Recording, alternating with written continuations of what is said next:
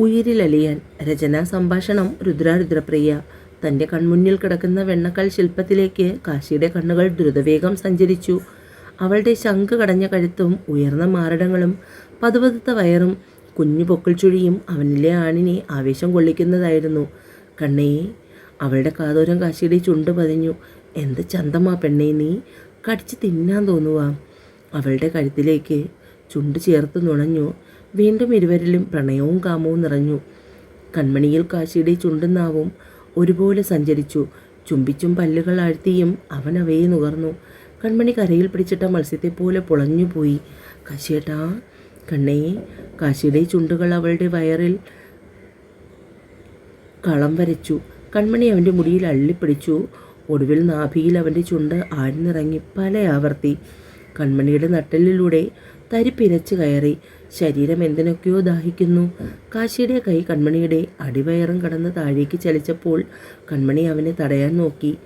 കണ്ണാ, ഇനിയും തടയല്ലേടാ, സ്വന്തമാക്കാൻ പോകുക എൻ്റെ കണ്ണനെ എല്ലാ അർത്ഥത്തിലും. അവളുടെ ചുണ്ടിൽ ആഴത്തിൽ ചുംബിച്ചു കാശി, ഞെക്കി പൊട്ടിക്കും പോലെ. കൺമണിയുടെ ശരീരത്തിൽ നിന്നും ബാക്കി വസ്ത്രങ്ങളും കാശി അഴിച്ചു മാറ്റി. അവളുടെ ഒതുങ്ങിയ അരക്കെട്ടും അവൻ്റെ കണ്ണുകൾ ആർത്തിയോടെ ഒപ്പിയെടുത്തു. അരയിൽ പറ്റി ചേർന്ന് കിടന്ന വെള്ളി അരഞ്ഞാണം. കാശിയുടെ ചുണ്ടും കൈവിരലുകളും അതിവേഗം ചലിച്ചു. ഇതുവരെ അറിയാത്ത പുതിയ സുഖം. ഒരു കൂട്ടം ചിത്രശലഭങ്ങൾ ഒരുമിച്ച് ശരീരത്തിൽ പറന്നിറങ്ങുന്നത് പോലെ തോന്നി കൺമണിക്ക്. ചുംബനത്തിൻ്റെ കാഠിന്യം കൂടി. കൺമണിയുടെ ഒച്ച 4 ചുവരിൽ തട്ടിത്തെറിച്ചു. കാശിയുടെ ആവേശം കൂടി. അവൻ്റെ ശരീരം പതിയെ കൺമണിയിലേക്ക് അമർന്നു. അതോടൊപ്പം ചുണ്ടുകൾ തമ്മിലും ഇണചേർന്നു. കാശിയുടെ ശരീരം പതിയെ ചലിച്ചു തുടങ്ങി. പിന്നെ വേഗത്തിൽ കൂടി. വേദനിക്കുന്നു കാശിയേട്ടാ. ചെറിയൊരു വേദന കുഞ്ഞെ, ഇപ്പോൾ മാറും. കൺമണിയുടെ കണ്ണുനീർ തുള്ളിയെ കാശി ചുണ്ടുകളാൽ ഒപ്പിയെടുത്തു. കാശി വീണ്ടും വീണ്ടും അവളിലേക്ക് ആഴ്ന്നു തുടങ്ങി. കൺമണി വേദന കൊണ്ട് പുളഞ്ഞു. അവൻ്റെ ശരീരത്തിൽ അവളുടെ നഖങ്ങൾ ആഴ്ത്തി.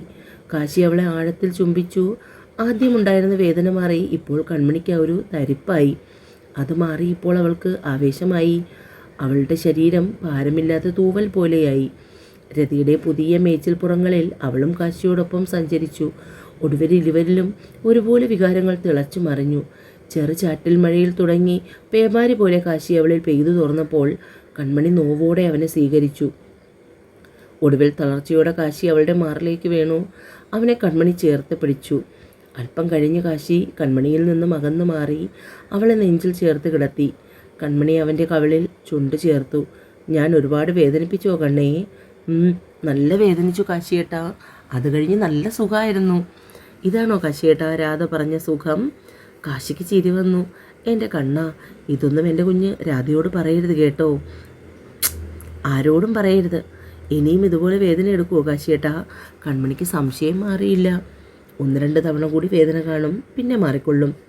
അതെ, ഇങ്ങനെ മാത്രമല്ല, ഇനിയും ഒരുപാടുണ്ട്. അതൊക്കെ പതിയെ പതിയെ പഠിക്കാം കേട്ടോ. എല്ലാം കൂടി കുഞ്ഞൊറ്റയ്ക്ക് താങ്ങില്ല. കണ്ണാ. എൻ്റെ കണ്ണൻ സുന്ദരിയാണ് കേട്ടോ. എന്തിഷ്ടമാണെന്നോ എനിക്ക് കണ്ണനെ. അവളെ ചേർത്ത് നെഞ്ചിൽ കിടത്തി കാശി. രാത്രിയിൽ പിന്നെയും 1-2 തവണ കാശി കൺമണിയെ സ്വന്തമാക്കി. രാവിലെ എഴുന്നേൽക്കുമ്പോൾ കൺമണിക്ക് ശരീരമാകെ വേദന തോന്നി. എഴുന്നേൽക്കാൻ വയ്യ. ഇടുപ്പിന് താഴേക്ക് ചലിക്കാൻ വയ്യ. കൺമണിക്ക് കരച്ചിൽ വന്നു. കാശിയേട്ടാ. അടുത്ത് കമിഴ്ന്ന് കിടക്കുന്ന കാശിയെ അവൾ തട്ടി വിളിച്ചു. കാശിയേട്ടാ. വിളിക്കൊപ്പം കരച്ചിലുമായി. കണ്ണേ, എനിക്ക് വയ്യ കാശിയേട്ടാ, എണീക്കാൻ വയ്യ. കാല് നിവർത്തി നോക്കിയപ്പോൾ പെണ്ണുറക്കെ നിലവിളിച്ചു. കണ്ണാ ഡാ. കാശി വേഗം ചാടി എഴുന്നേറ്റ് ട്രാക്ക് പാൻറ് എടുത്തിട്ടു. കൺമണിയുടെ അടുത്തേക്ക് വന്നു. ബെഡ്ഷീറ്റ് വാരി ചുറ്റിയിരിപ്പാണ്. മേല് മുഴുവൻ വേദന. കണ്ണേ, സോറി. പതിയെ കുഞ്ഞെഴുന്നേൽക്കാൻ നോക്കിയേ. നിലത്ത് കാലിൽ കുത്തിയപ്പോൾ വേദന കൊണ്ട് കണ്ണ് നീറിപ്പുകഞ്ഞു. കാശി അവളെ വേഗം കയ്യിൽ കോരിയെടുത്തു. ഞാൻ ഇന്നലെ വേണ്ടായിരുന്നു. അതും പലതവണ. കാശിക്ക് സ്വയം ദേഷ്യം തോന്നി. ഇടയ്ക്ക് അമ്മ പോലും പറഞ്ഞതാണ് അവൾ കുഞ്ഞാണെന്ന്. തല കുടഞ്ഞു കാശി. കൺമണിയെ വാഷ്റൂമിൽ കയറ്റി ഹീറ്റർ ഓണാക്കി. കണ്ണാ, ഞാൻ സഹായിക്കാൻ. കുഞ്ഞിന് എന്നോട് ദേഷ്യമുണ്ടോ? ഇല്ല. അമ്മയോട് എന്ത് പറയും? നടക്കാൻ ഒട്ടും പറ്റുന്നില്ലേ? കാശി അവളുടെ ബെഡ്ഷീറ്റ് പതിയെ കയ്യിൽ വാങ്ങി. വേണ്ട കാശിയേട്ടാ. അതെന്നാ? ഞാൻ കാണാത്തതൊന്നുമല്ലല്ലോ ഇങ്ങനെ മറച്ചു വയ്ക്കാൻ. കാശി ബെഡ്ഷീറ്റ് അവളുടെ കയ്യിൽ നിന്നും വാങ്ങി. കാശിക്ക് സങ്കടം വന്നു. കഴുത്തിലും മാറിലും വയറിലും ഇടുപ്പിലുമൊക്കെ ചുവന്നും നീലിച്ചും കിടക്കുന്ന പാടുകൾ. അവളെ ചേർത്ത് പിടിച്ചു. സോറി കണ്ണാ, സോറി. കാശിയേട്ടൻ പുറത്ത് നിൽക്കൂ, ഞാൻ വേഗം കുളിച്ചു വരാം. മാറിയെടുക്കാൻ എടുത്ത് വെച്ചാൽ മതി. ഞാൻ സഹായിക്കണോ കണ്ണാ? വേണ്ട കാശിയേട്ടാ. കാശി ഉടുത്തു മാറാനുള്ള ഡ്രസ്സുമായി പുറത്ത് കാത്തു നിന്നു. കുളി കഴിഞ്ഞ് വേഷവും മാറി കൺമണി പുറത്തു വന്നു. കാശി ബെഡ്ഷീറ്റ് മാറ്റുമ്പോൾ കണ്ടു അതിൽ പടർന്നിരിക്കുന്ന ചോരത്തുള്ളികളെ. നടക്കാൻ പ്രയാസം തോന്നി കൺമണിക്ക്. താഴേക്ക് പോയില്ലെങ്കിൽ അമ്മയും അച്ഛനും അന്വേഷിക്കും. ഒടുവിൽ കാശി എടുത്ത് സ്റ്റെപ്പ് ഇറക്കി. എന്താ കുട്ടാ, എന്തു പറ്റി മോക്ക്? അമ്മ വെപ്രാളപ്പെട്ട് ചോദിച്ചു. കാശി എന്തോ പറയാൻ തുടങ്ങും മുമ്പേ ഞാൻ ബാത്റൂമിൽ കാൽ വഴുതി വീണു അമ്മ. അതാണ് കാശിയേട്ടൻ. നോക്കി നടക്കണ്ടേ കണ്ണേ? ഇടിവോ ചതവോ ഉണ്ടോ മോളെ? അച്ഛനും എത്തി. ഇല്ലച്ചേ, ചെറിയ വേദനയുള്ളൂ, വേറെ കുഴപ്പമൊന്നുമില്ല. ശരിക്കും പറഞ്ഞാൽ ചൂടുവെള്ളത്തിൽ കുളിച്ചപ്പോൾ തന്നെ അവൾക്ക് ആശ്വാസം തോന്നി. ഭക്ഷണം കഴിച്ചു കഴിഞ്ഞ് കുറച്ചു നേരം കൂടി അച്ഛനും അമ്മയ്ക്കൊപ്പം ഇരുന്നു. അതിനുശേഷം പിന്നെ അവൾക്ക് ശരീരത്തിൽ വല്ലാത്ത വേദന തോന്നി. ഉള്ളു ചുട്ടു പൊള്ളുന്നു. കൺമണി ചെയറിൽ നിന്നും എഴുന്നേറ്റ് പതിയെ സ്റ്റെപ്പ് കയറി മുറിയിലേക്ക് പോയി. അവൾക്കൊന്ന് കിടന്നാൽ മതിയെന്നായി. ബെഡിലേക്ക് വീണതേ ഓർമ്മയുള്ളൂ. കൺമണി ഉറങ്ങി. 1-2 ഫോൺ കോൾ ചെയ്യാനുണ്ടായിരുന്നത് കഴിഞ്ഞ് കാശി അകത്തേക്ക് വരുമ്പോൾ കൺമണിയെ അവിടെയൊന്നും കണ്ടില്ല. അമ്മ, കണ്ണൻ എവിടെ? മുറിയിലേക്ക് എത്തി നോക്കിക്കൊണ്ട് കാശി ചോദിച്ചു. ഇവിടെ ഇരുന്നു, അല്പം മുമ്പ് മുറിയിലേക്ക് കയറിപ്പോയി, രാഗിണി പറഞ്ഞു.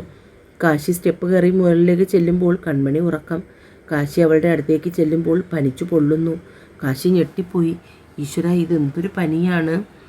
കണ്ണാ, കണ്ണാ, ആദിയോട് വിളിച്ചു. പനിച്ചു ബോധം മറഞ്ഞ പോലെ കിടക്കുകയാണ്. അമ്മാമേ, അമ്മാമേ, കാറിൻ്റെ താക്കോലെടുക്കൂ. കണ്ണന് പൊള്ളുന്ന പനിയാ, ഹോസ്പിറ്റലിൽ കൊണ്ടുപോകണം. അലർക്കൊണ്ട് കാശി കൺമണിയുമായി താഴേക്ക് വന്നു. കുട്ടാ മോനെ, എന്തു പറ്റി എൻ്റെ കുഞ്ഞിന്? നീ ഇങ്ങനെ ബഹളം വെക്കാതെ പത്മം. അവൾക്കൊന്നുമില്ല. ഞങ്ങൾ ഹോസ്പിറ്റലിൽ പോയി വേഗം വരാം. രാഗിണി, നീ പത്മത്തെ അകത്തേക്ക് കൊണ്ടുപോ. കാർ നേരെ ഹോസ്പിറ്റലിലേക്ക് തിരിച്ചു. കൺമണിയെ എടുത്ത് കാശി കാഷ്വാലിറ്റിയിലേക്ക് ചെന്നു. ഒരു ലേഡി ഡോക്ടർ ആയിരുന്നു. അവർ വിശദമായി പരിശോധിച്ചു. അച്ഛനൊന്ന് പുറത്തിരിക്കൂ, ഞാൻ ഇയാളോട് സംസാരിക്കട്ടെ. ഡോക്ടർ പറയുമ്പോൾ അമ്മാവൻ റൂമിന് പുറത്തേക്ക് പോയി. നിങ്ങൾ ന്യൂലി മാരീഡ് കപ്പിളാണോ? 5 മാസമായി ഡോക്ടർ. നിങ്ങൾ തമ്മിൽ ഫിസിക്കൽ റിലേഷൻ? അത് ഡോക്ടർ, ഇന്നലെയാണ് ഫസ്റ്റ് ടൈം. യെസ്, ചില ആൾക്കാർ ഇങ്ങനെ പനിയും ഇൻഫെക്ഷനും ഉണ്ടാകും. ഫസ്റ്റ് ടൈം ആയതുകൊണ്ടാണ്. ഞാൻ ചില മെഡിസിനുകൾ എഴുതുന്നുണ്ട്, അത് കഴിച്ചാൽ മതി. ധാരാളം വെള്ളം കുടിക്കണം. പിന്നെ അല്പം കൺട്രോൾ നല്ലതാണ്. ആ കുട്ടി. ഡോക്ടർ കാശിയെ നോക്കി ചിരിച്ചു. ഏകദേശം 1 മണിക്കൂർ കിടക്കേണ്ടി വന്നു. തിരികെ വീട്ടിലേക്ക് വരുമ്പോൾ കൺമണി കാശിയുടെ തോളിൽ ചാരിയിരുന്നു. എന്താ മോളെ പെട്ടെന്ന് പനി വരാൻ? കുഞ്ഞെന്തെങ്കിലും കണ്ട് പേടിച്ചോ? മൂവന്തിയെന്നോ രാത്രിയെന്നോ ഇല്ലാതെയല്ലേ ഇറങ്ങി നടക്കുന്നത്? അതിൻ്റെയൊക്കെയാകും.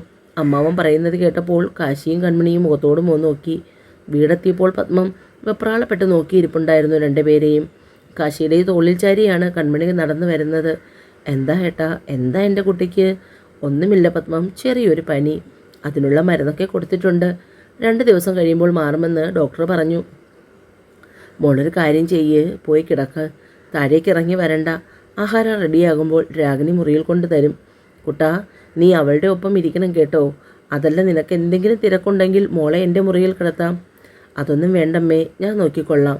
കാശി കൺമണിയെ ചേർത്ത് പിടിച്ച് മുറിയിലേക്ക് പോയി. അവളെ ബെഡിൽ കൊണ്ട് കിടത്തി ഡോർ ചാരി AC അഡ്ജസ്റ്റ് ചെയ്തു. കണ്ണാ, എന്നോട് ദേഷ്യമുണ്ടോ? ഇല്ല കാശിയേട്ടാ. ഇന്നലെ ഞാൻ പിന്നെയും എൻ്റെ കുഞ്ഞിന് ഒരുപാട് വേദനിച്ചോ? അതൊന്നുമില്ല. ഡോക്ടർ പറഞ്ഞല്ലോ, വിവാഹം കഴിഞ്ഞ എല്ലാവർക്കും ഇങ്ങനെയൊക്കെ സംഭവിക്കുമെന്ന്. അതുകൊണ്ട് വെറുതെ ആവശ്യമില്ലാത്തതോർത്ത് മനസ്സ് വിഷമിപ്പിക്കേണ്ട. കാശിയേട്ട എൻ്റെ കൂടെ കിടക്കൂ. കാശി കൺമണിയെ ചേർത്ത് പിടിച്ചു കിടന്നു. അല്പനേരം കഴിഞ്ഞപ്പോൾ മരുന്നിൻ്റെ ക്ഷീണം കൊണ്ട് അവൾ ഉറങ്ങിപ്പോയി. ഏകദേശം 2:30 മണി കഴിഞ്ഞപ്പോൾ രാഗിണി കതകിൽ മുട്ടി വിളിച്ചു. കാശി എഴുന്നേറ്റ് കതക് തുറന്നപ്പോൾ കൺമണിക്കുള്ള ഫുഡ് അകത്തേക്ക് കൊടുത്തു. കാശി ഫുഡും വാങ്ങി തിരികെ വരുമ്പോഴേക്കും കൺമണി ഉറക്കമാണ്. പിന്നെ ഒരു വിധത്തിലാണ് പെണ്ണിനെ ഉണർത്തി കഞ്ഞി കുടിപ്പിച്ചത്. ഇതിനിടയിൽ ഇടയ്ക്കിടയ്ക്ക് 2 കുപ്പി വെള്ളം അവളെ കൊണ്ട് കുടിപ്പിച്ചു. യൂറിനറി ഇൻഫെക്ഷൻ പൂർണ്ണമായും മാറിയാൽ മാത്രമേ പനിക്ക് ശമനം കിട്ടുമെന്ന് ഡോക്ടർ പ്രത്യേകം പറഞ്ഞു. അതിനുവേണ്ടി ഇഷ്ടംപോലെ വെള്ളം കുടിച്ച് യൂറിൻ പാസ് ചെയ്യണം. കഞ്ഞി കുടിച്ചു കഴിഞ്ഞ് പിന്നെയും കൺമണി ഉറക്കം പിടിച്ചു. തലേ ദിവസം രാത്രി അവൾ ഒട്ടും ഉറങ്ങിയില്ലാത്തതിൻ്റെ ക്ഷീണമാണെന്ന് കാശിക്ക് മനസ്സിലായി. വൈകുന്നേരം ചായ കുടിക്കാൻ ചെന്ന് വിളിച്ചിട്ടും കൺമണി ഉണർന്നില്ല. പനി പൂർണ്ണമായി വിട്ടൊഴിഞ്ഞു. എങ്കിലും ശരീരവേദനയ്ക്ക് ശമനമുണ്ടായില്ല. രാത്രിയിൽ നിർബന്ധിച്ച് താഴേക്ക് കൊണ്ടുവന്നാണ് ആഹാരം കഴിപ്പിച്ചത്. എന്നാലും വിശ്വം, നിങ്ങൾ ഈ ചെയ്തത് ശരിയാണെന്ന് തോന്നുന്നുണ്ടോ? നമ്മൾ 3 പേരും കൂടി ഒരുമിച്ച് ചെയ്യാനിരുന്ന പ്രോജക്റ്റ് അല്ലേ? പകുതിയിൽ വെച്ച് കാശി വരുന്നില്ലെന്ന് പറഞ്ഞപ്പോൾ ഡ്രോപ്പായി. പക്ഷേ ഇപ്പോൾ കാശി തിരിച്ചെത്തുമ്പോൾ സാമാന്യ മര്യാദയുടെ പേരിലെങ്കിലും ഞാൻ കൂടി ജോയിൻ ചെയ്യുന്നുണ്ടോ എന്ന് നിങ്ങൾക്ക് തിരക്കാമായിരുന്നു. അപ്പോൾ നിങ്ങൾ എന്നെ ഒഴിവാക്കാനായിരുന്നു ധൃതി. അല്ലെങ്കിൽ എന്നെ പറഞ്ഞാൽ മതിയല്ലോ. സൗഹൃദത്തിൻ്റെ പേരിൽ നിങ്ങളോട് കൂട്ടുകൂടി അങ്ങോട്ടിടിച്ചു കയറി വന്നത് ഞാനല്ലേ? നീ എന്താ അഞ്ജലി ഇങ്ങനെയൊക്കെ പറയുന്നത്? നിന്റെ അച്ഛൻ്റെ ഒപ്പം വെക്കേഷൻ അടിച്ചു പൊളിക്കാൻ പോയി എന്നല്ലേ നീ പറഞ്ഞത്? അപ്പോൾ നിനക്ക് പറയാൻ പാടില്ലായിരുന്നോ സ്റ്റാർട്ടപ്പ് തുടങ്ങുമ്പോൾ നിന്നെ കൂടി അതിൽ ഉൾപ്പെടുത്തണമെന്ന്? അല്ലെങ്കിൽ തന്നെ കാശി ഇതിൽ നിന്ന് പിന്മാറിയപ്പോൾ നമുക്ക് രണ്ടുപേർക്കും കൂടി ഇത് ചെയ്യാമെന്ന് നീ പറഞ്ഞില്ലല്ലോ. അപ്പോൾ നിനക്ക് ബിസിനസ് തുടങ്ങുന്നതിനേക്കാൾ കൂടുതൽ താല്പര്യം കാശിയുടെ കൂടെ വർക്ക് ചെയ്യാനായിരുന്നു. എന്തായാലും ഇനി ഇതിൻ്റെ ഭാഗമാക്കാൻ പറ്റില്ല. അത്രയും പറഞ്ഞുകൊണ്ട് വിശ്വം ഫോൺ കട്ടാക്കി. ഞാൻ വരും വിശ്വം, എനിക്ക് കാശിയെ വേണം, അഞ്ജലി മനസ്സിൽ പറഞ്ഞു. തുടരും. എന്നെ വായിക്കുകയും കേൾക്കുകയും ചെയ്യുന്നവർ ചാനൽ സബ്സ്ക്രൈബ് ചെയ്യണേ കൂട്ടുകാരെ. വേൾഡ് ഓഫ് രുദ്രപ്രിയയിലും എൻ്റെ സ്റ്റോറീസാണ്. കൂട്ടുകാർക്ക് അതും കൂടി ചാനൽ സബ്സ്ക്രൈബ് ചെയ്യണേ. ഷോർട്ട് സ്റ്റോറീസ് ഓഫ് രുദ്രപ്രിയ ചാനലിൽ ഷോർട്ട് സ്റ്റോറികളാണ്. അത് താല്പര്യമുള്ളവർ ആ ചാനലും സബ്സ്ക്രൈബ് ചെയ്യണേ കൂട്ടുകാരെ.